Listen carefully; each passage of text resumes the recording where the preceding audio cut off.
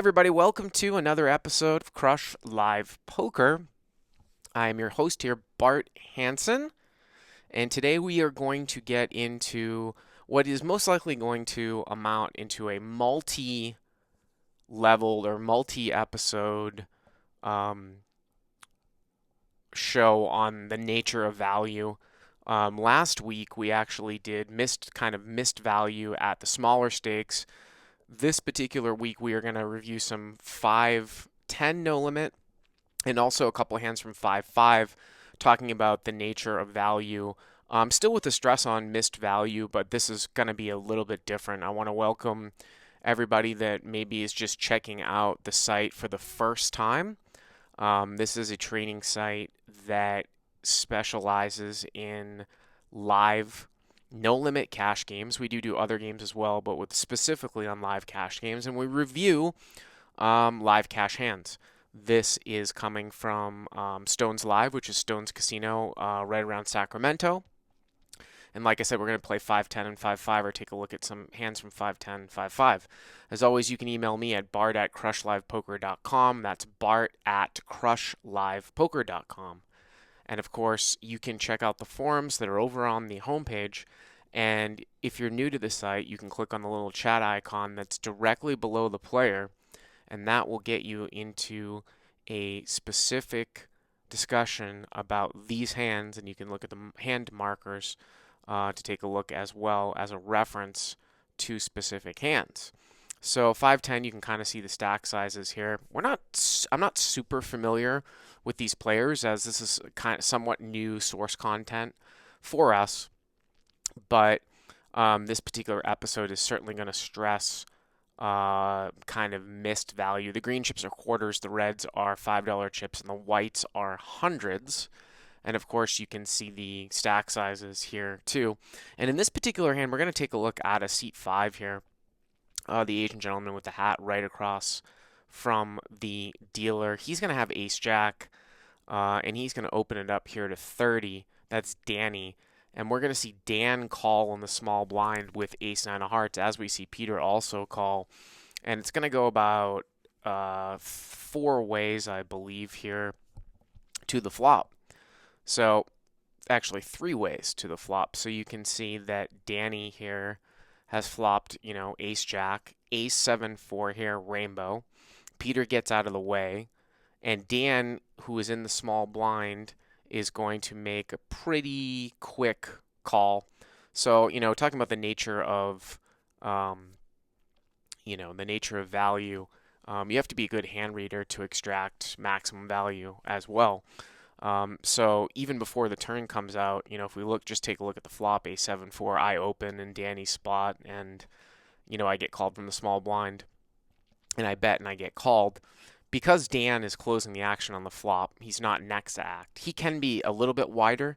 He could have a hand like a 7 sometimes and be peeling off.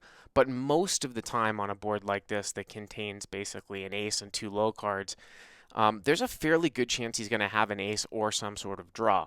Now, the draw that's the most obvious is 5-6 here, which is an open-ended straight draw. It's really the only open-ended straight draw that can come.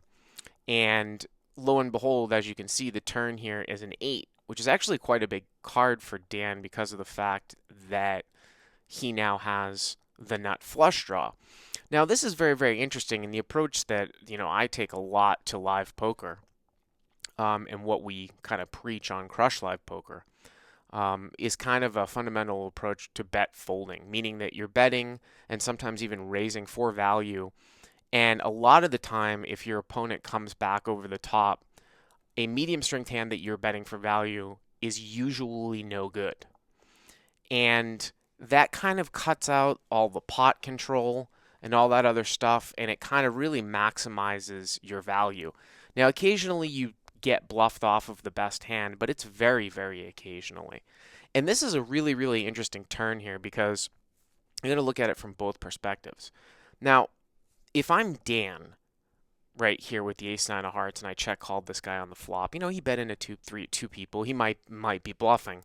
But let's say that I know this guy's game pretty well, and then it's usually an assumption that we can make that if we check this turn and Danny were to bet again, it means that Danny has an ace here, basically almost all the time. And that is quite common in terms of people's double barrel frequencies. They will have an ace here. They're not going to double barrel an 8 with like king queen. So because of that, and because Danny opened from, well, he opened from the hijack, but let's pretend he even opened a little bit earlier, from a little bit of a earlier position, because I guess they're playing a little bit shorthanded here. We just make the assumption that ace-9 is actually not going to be the best hand when a guy bets twice here. So you look at this and you're like, oh, that's interesting. Well, can I semi-bluff my hand here? And the answer would be yes, in the form of the nut flush draw here, and it looks like we have 5-6. But in practice, and this is really the crux of live poker, people don't do that enough. If we're in Danny's spot, to worry about betting here and getting raised by ace-x of hearts that's turning their hand into a bluff, or say like 7x of hearts as a semi-bluff.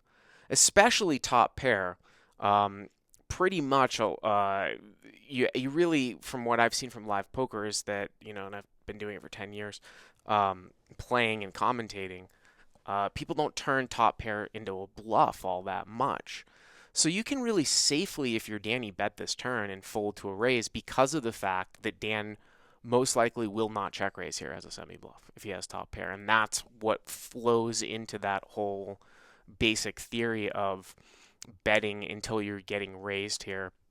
Now, ace-jack, obviously you could be value owning yourself, meaning that it's possible Dan might have a hand like ace-queen that he just flatted out of. I think a better example or a more extreme example would be to pretend that Danny has ace-king here, ace-king or ace-queen. But you'll actually see people check that back too because they're scared of 5-6. And if the guy has 5-6, your hand can't improve. So it's not like there really is no need to pot control or to check back the turn if your opponent is never going to bluff you off the best hand. All you're doing is basically losing a street of value. Now, I don't mind the way that Dan plays this kind of somewhat standardly. He calls and then he checks the turn. And again, more often than not, a guy in Danny's spot will bet a big ace here on the turn. And more often than not, Danny will just call. He won't try to represent like he's got 5-6, which is why, or excuse me, Dan will just call, which is why Danny can basically not pot control. Now, Dan out of the small blind checks, and here we go. Danny checks behind, and it's just a street of lost value.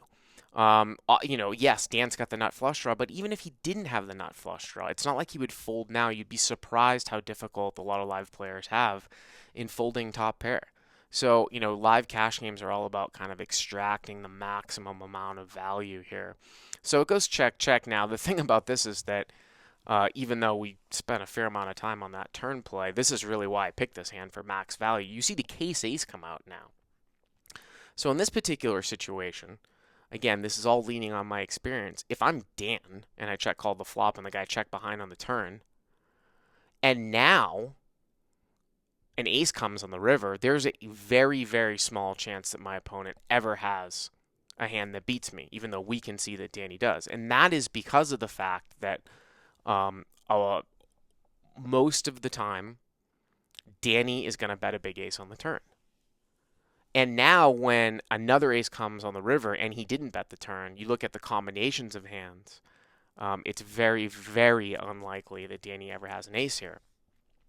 Now, you could, I suppose, check to try to get a hand like pocket kings or pocket queens to value bet, to value own themselves. We talk about that, and value owning means that your opponent is betting a hand for value that he might otherwise fold if you came out and betted from early position. But that doesn't really happen in live poker either. So many times a guy will just check back kings, queens, jacks here. I want to make a bet here, and I would just make a small bet so that I can get called. So if I've got ace-9 and this turn gets checked through, I am pretty much never checking the river here. It doesn't make any sense to me, because if you say that Danny is almost always going to bet ace-king, ace-queen, yeah, he happens to have ace-jack, fine. Now, when Dan now checks to Danny, now remember, Danny played like a little bit of a pot control line on the turn. He didn't bet ace-jack, but now another ace has come. I mean, I would never not bet this. He checks it back, which is incredible. I mean, the times and this is a 5-10 game that you would see this hand go down in this manner where it would go check check on the turn and check check on the river. I don't know who's made a more egregious mistake here. Um, I think if you're Danny, when it gets checked to you on the turn and checked to you on the river, you basically have the best hand here close to 100% of the time. Close to 100% of the time. And not betting here for value is pretty egregious, especially when your opponent has a weaker ace. For Dan, from out of position on the river, he's got the best hand here, like 90% of the time. Not betting is fairly egregious, but it's not quite as bad as not betting if you're Danny. But you look at the turn play from Danny, which is kind of a pot control thing, and then on the river, the chances that you are going to get check raise bluffed on the river are so small, even at this level at 510, then betting is an absolute free roll. You have to make thin value bets. And the thing is that what if you were to bet if you were Danny here and then you somehow got check raised? What is your opponent ever check raising you with here that's a bluff, really? Unless he's turning an 8 into a bluff. And again, you just see players at live poker tend to call down much, much more than they turn hands into bluffs. So both players played this extremely cautiously, but the guy in position has to, I mean, he could have gotten, if I had played that hand in that matter, I probably would have bet 100 on the turn. The dude would have called. He wouldn't have raised. Like I said, I just don't think he's going to raise top pair with ace nine of hearts. He would have called. And then on the river, the pot's 400. I probably would have bet with ace jack 250 to 275. I'm assuming that Dan has probably a 3-betting frequency pre-flop with ace king. So the only hand that I'm really losing to on the river here is ace queen, because I think we would have heard from him with a full boat at some point. We beat ace 10, we beat ace 9, we beat ace 5. It's a must bet, and there's again some hand reading and missed value there at 510.